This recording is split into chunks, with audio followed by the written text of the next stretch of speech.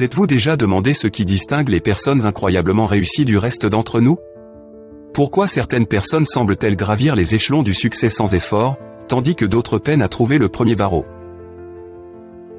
Aujourd'hui, nous plongeons dans l'esprit de l'un des penseurs les plus influents sur le succès, Napoléon Hill, et son secret surprenant pour déverrouiller un succès sans limite. Êtes-vous prêt à découvrir ce qui pourrait vous empêcher de réaliser vos rêves?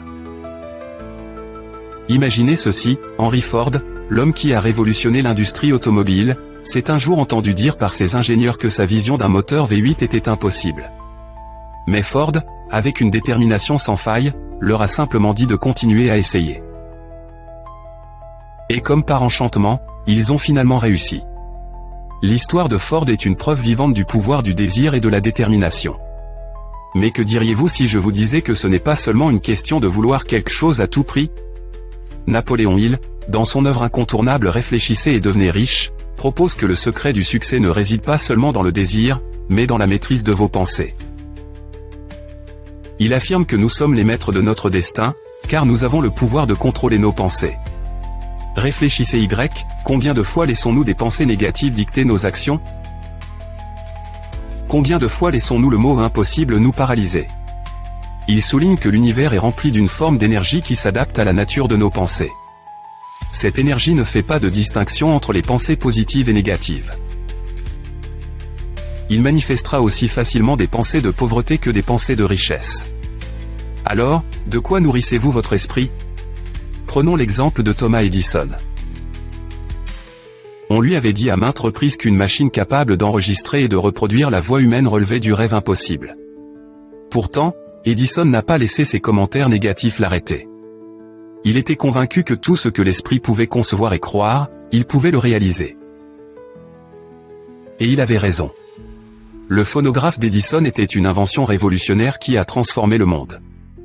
De la même manière, on avait prédit à F.W. Woolworth qu'il ferait faillite en essayant de gérer un magasin avec des articles à 5 et 10 centimes. Mais il n'a pas écouté les sceptiques. Il avait confiance en son projet et a fini par bâtir un empire de la vente au détail. La leçon à retenir? Éloignez les pensées et les conseils négatifs.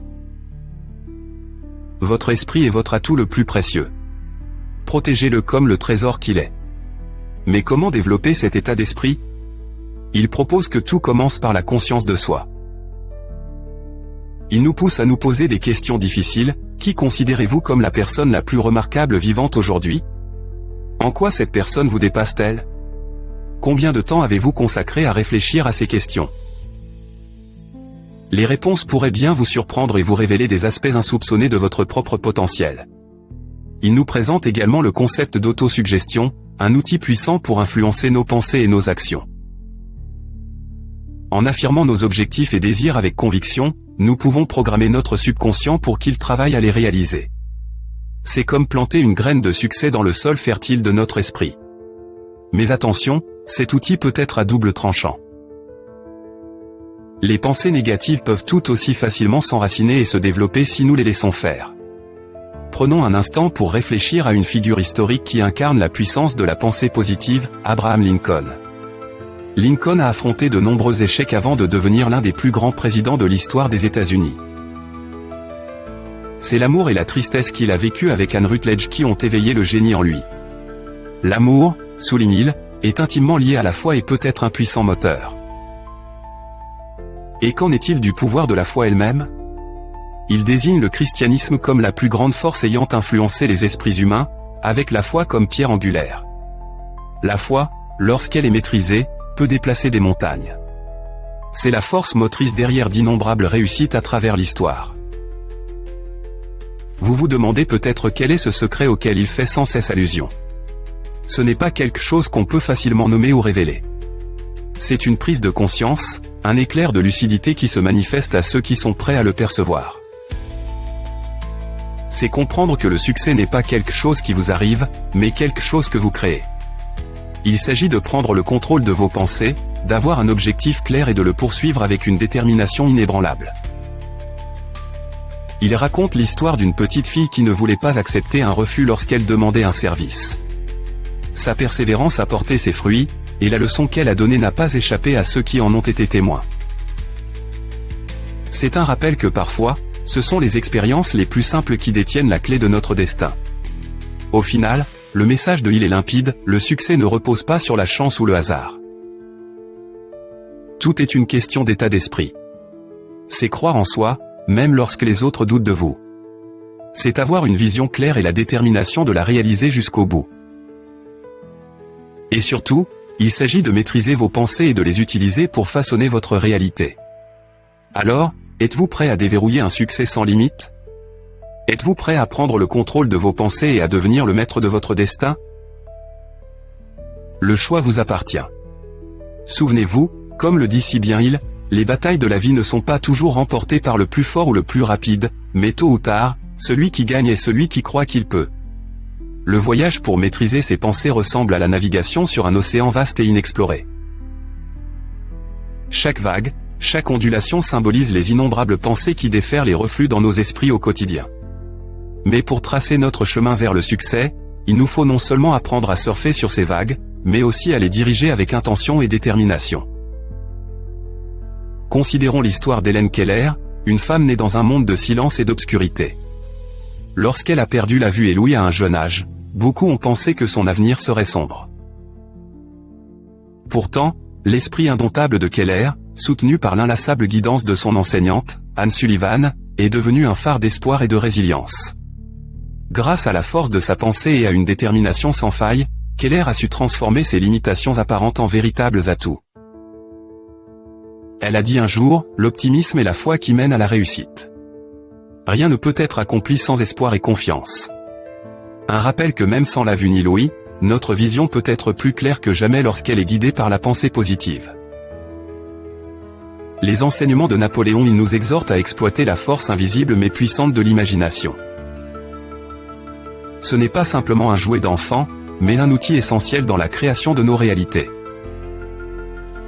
L'imagination, selon Hill, peut être à la fois synthétique et créative. La première nous permet de réorganiser des concepts existants pour en faire de nouvelles idées, tandis que la seconde puise dans le réservoir infini de l'esprit pour tracer des chemins entièrement nouveaux. En essence, l'imagination est la matrice de nos désirs, le point de départ de chaque innovation et découverte. Pour approfondir la philosophie de Hill, il nous faut explorer le concept du groupe mastermind. Il présente cela comme une alliance synergique où des personnes partageant les mêmes idées se rassemblent pour soutenir et amplifier les idées et les énergies de chacun. Cette intelligence collective se transforme en un moteur puissant pour la croissance personnelle et mutuelle.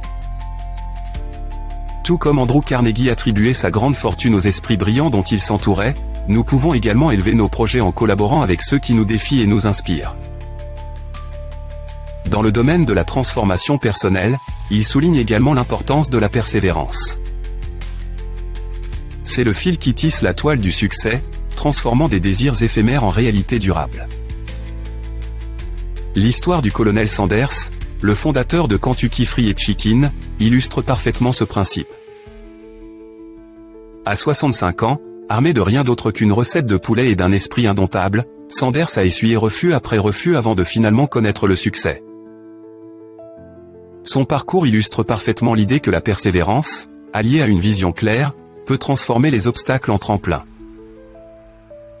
Pourtant, dans cette quête de réussite, il met en garde contre les 6 peurs fondamentales qui peuvent faire dérailler même les âmes les plus déterminées, la peur de la pauvreté, de la critique, de la maladie, de la perte de l'amour, de la vieillesse et de la mort. Ces peurs, si on les laisse s'installer, peuvent devenir de véritables obstacles. Il recommande de les contrer en développant la confiance en soi et en adoptant la force de la foi. En reconnaissant ces peurs et en les affrontant avec courage, nous pouvons leur enlever leur pouvoir et reprendre notre chemin. Alors que vous entamez ce voyage vers la maîtrise de soi, souvenez-vous que chaque pensée est une graine, et que votre esprit est un jardin fertile. Prenez-en soin avec attention, nourrissez-le de pensées positives, et observez vos rêves s'enraciner et s'épanouir. Le secret, comme l'ont découvert il et bien d'autres, ne se cache pas dans les étoiles ni dans les mains du destin, mais réside dans chaque pensée que vous choisissez de cultiver. Alors que vous vous trouvez au seuil de votre potentiel, posez-vous cette question, quelle pensée allez-vous semer dans le jardin de votre esprit aujourd'hui ? Quelle réalité choisiras-tu de créer ? Le pouvoir est en toi, prêt à être libéré. Acceptez-le, et votre voyage vers un succès sans limite commencera.